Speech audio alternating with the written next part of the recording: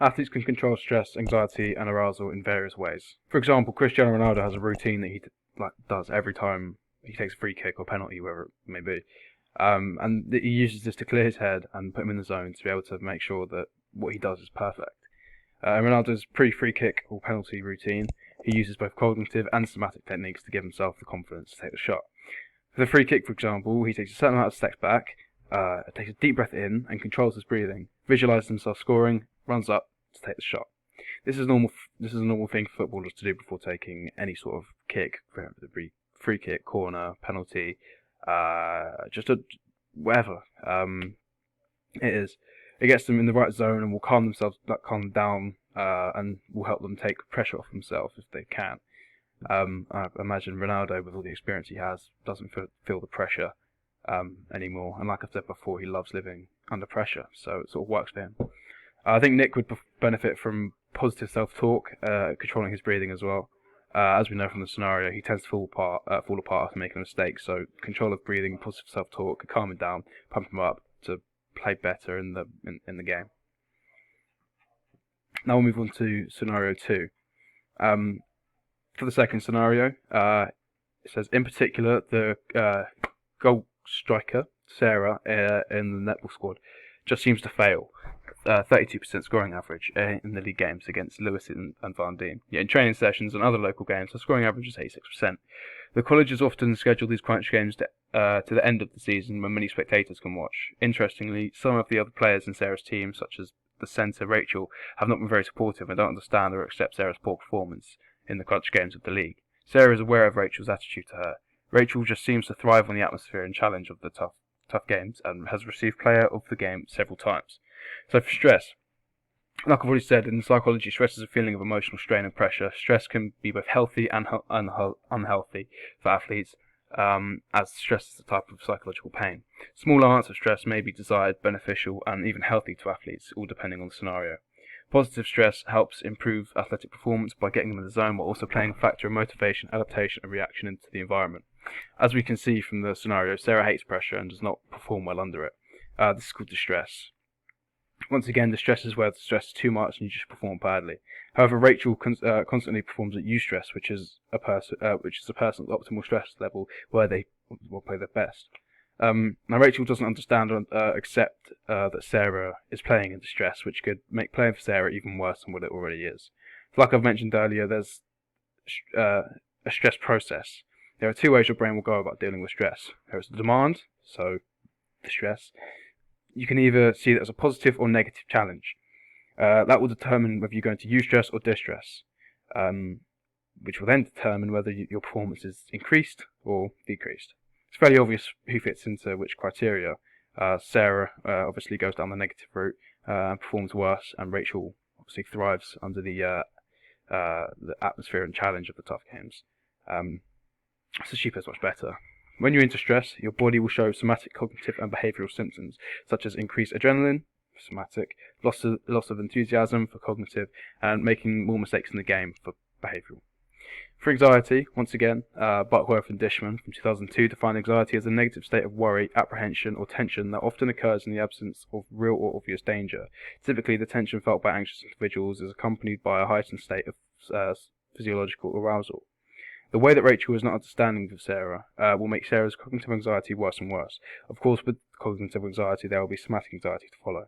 Cognitive anxiety is brought on from stress, so things like your teammate not being understanding. Then you will start things like your teammate not being understanding will increase your heart rate and make the game a bit worse for you because you're feeling nervous or anxious from their sort of you're thinking what they could be thinking of you, which is just worse for your head.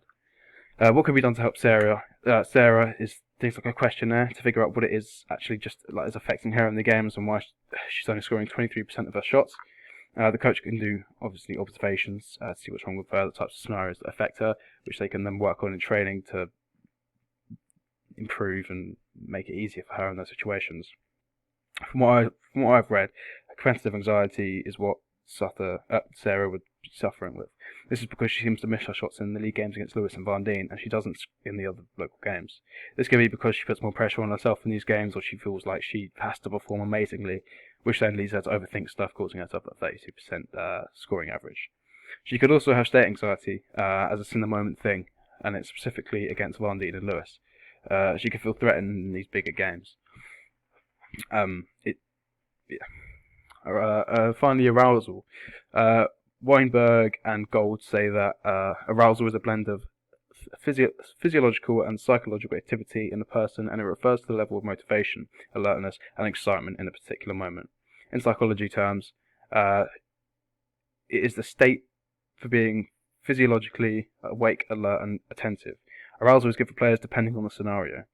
As we can tell from the other local games, in comparison to Van Dien and Lewis, she gets over aroused in these games, and she works at her optimal arousal levels in the other games where she's scoring in training, where she's scoring 86% of her shots.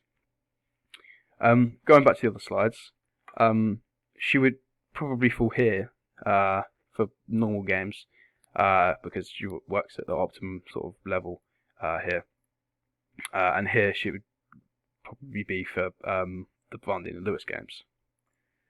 I've already spoken about all of these before, so I'm not going to go back into detail, as you just listened to this in the last video. But once again, she'd be working here for the local games, where she'd be excited and stuff, and then here for the Lewis and Van Dien games, she may be fearful of what's going to happen, or if someone's watching her, or whatever it may be. This one is proved wrong by her performance in the two different types of games, as her performance doesn't increase with arousal. Obviously, everyone has that optimum point of arousal, but when she's playing in these games, her performance doesn't go up like this line does. Her performance goes like that and then comes back down again when it gets too high. And that takes us nicely onto the inverted U theory. The only thing with this is that it says the performance dips very gradually as arousal increases, which is true. But like I've said before in the previous video, it isn't necessarily accurate as to how everyone would sort of react to high sort of states of arousal. But anyway, she'd be working here for the normal games again, and down here for Van Dien and Lewis games. The catastrophe theory says that there is a point that will vary. There's a point that will vary for different people, but there is a point at which your performance just dips, like just in one, and you return to your optimal level after you take a minute to calm down and collect yourself. Nadefa of 1976 argues that increased levels of arousal can cause changes in concentration and attention. He says that high levels of arousal can occur when athletes have too much information to take in at one time. So in netball, for example, like Sarah, she could take too long to make a decision when she's got she's not that interested. Her arousal level's quite low. She's got she's got all the time in the world to look around. She thinks she's got all the time in the world to look around. And she may take too long to make the pass, and the positions that were available at first are no longer available.